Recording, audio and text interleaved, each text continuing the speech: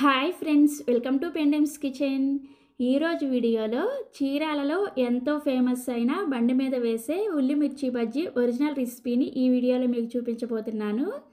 వీడియోని స్కిప్ చేయకుండా చివరి వరకు చూసి తప్పకుండా ఈ టేస్టీ మిర్చి బజ్జీని మీరు కూడా ట్రై చేయండి. సో ఇక ఏమాత్రం ఆలస్యం చేయకుండా ఈ చీరాల ఫేమస్ ఉల్లి మిర్చి బజ్జీని మనం ఇంట్లో ఎలా ప్రిపేర్ చేసుకోవచ్చో ఈ వీడియోలోకి వెళ్ళి చూసేయండి. ఈ ఉల్లి మిర్చి బజ్జీని ప్రిపేర్ చేసుకోవడం కోసం నేను ఇక్కడ 6 బజ్జీ మిర్చీలను తీసుకున్నాను. వీటిని శుభ్రంగా కడిగేసి తడేమీ లేకుండా తుడిచేసుకొని తీసుకోండి. ఇప్పుడు ఇలా శుభ్రంగా కడిగిన మిర్చీలని చివరి భాగంలో ఈ విధంగా కట్ చేసుకొని తర్వాత మధ్యలో నుంచి ఇలా ఘాటు పెట్టుకుంటూ మిర్చీని ఈ విధంగా చీల్చుకోండి. ఇలా మిర్చీని చీల్చుకున్న తర్వాత మీరు కావాలంటే ఈ లోపల ఉన్న గింజల్ని తీసేసుకోండి. లేదు మీకు ఎక్కువ స్పైసీ కావాలి అనుకుంటే గింజలు కూడా ఉంచుకోవచ్చు.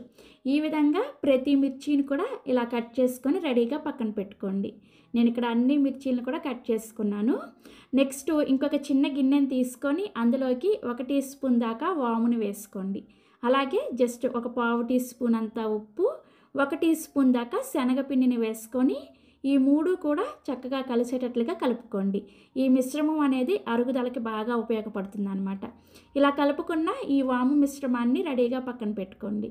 నెక్స్ట్ మనకి బజ్జీలకి పిండిని ప్రిపేర్ చేసుకోవడం కోసం ఇలా ఒక గిన్నెని తీసుకొని అందులోకి 1/2 కప్పు దాకా శనగపిండిని వేసుకోండి. నెక్స్ట్ ఇందులోనే 1 టీ స్పూన్ దాకా బియ్యం పిండి, రుచికి సరిపడా ఉప్పు, అలాగే జస్ట్ 2 చిటికెళ్ళంతా వంట సోడాని వేసుకోండి.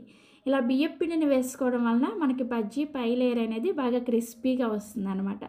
ఇవన్నీ వేసుకున్న తర్వాత ఇందులోకి కొద్దిగా నీళ్ళని వేసుకుంటూ బజ్జీ పిండిని మీడియం కన్సిస్టెన్సీ ఉండేటట్లుగా ప్రిపేర్ చేసుకోవాలి. మరీ పలుచగా ప్రిపేర్ చేసుకోకూడదు, అలాగని మరీ తిక్కుగా చిక్కగా ఉండేటట్లుగా ప్రిపేర్ చేసుకోకూడదు అనమాట. అలాగే పిండిని కలిపేటప్పుడు కూడా చూసారా, చేతి వేళ్ళతోనే ఇలా రౌండ్గా తిప్పుకుంటూ కలుపుకోండి. అప్పుడు పిండిలో గాలి ఏర్పడి పిండి అనేది చక్కగా స్మూత్గా రెడీ అవుతుంది అనమాట. పిండిలో ఎక్కడా కూడా ఉండలు లేకుండా కలుపుకోవాలి. ఇక నేను మీకు పిండిని కలిపిన తర్వాత చూపిస్తున్నాను చూసారా, కన్సిస్టెన్సీ మనకి ఈ విధంగా ఉండాలన్నమాట. సో మనకి బజ్జీ వేసుకోవడానికి పిండి రెడీ అయిపోయింది. దీన్ని కూడా రెడీగా పక్కన పెట్టేసుకోండి.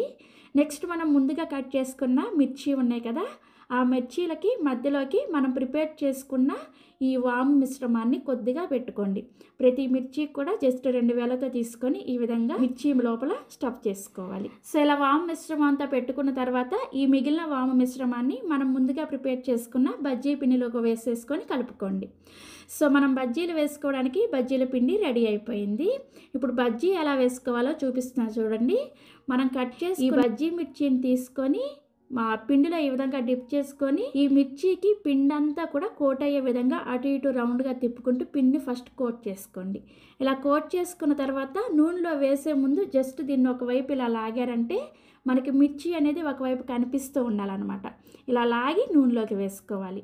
ఇలా వేసుకుంటేనే మీకు మిర్చి అనేది లోపల చక్కగా ఉడుకుతుంది అనమాట. నేను మళ్ళీ నూనెలో వేసేటప్పుడు కూడా చూపిస్తాను. సో ఇలా పిండిని ప్రిపేర్ చేసుకున్న తర్వాత స్టవ్ మీద కడాయిలోకి డీప్ ఫ్రైకి సరిపడా నూనెను పోసుకొని వేడి చేసుకోండి.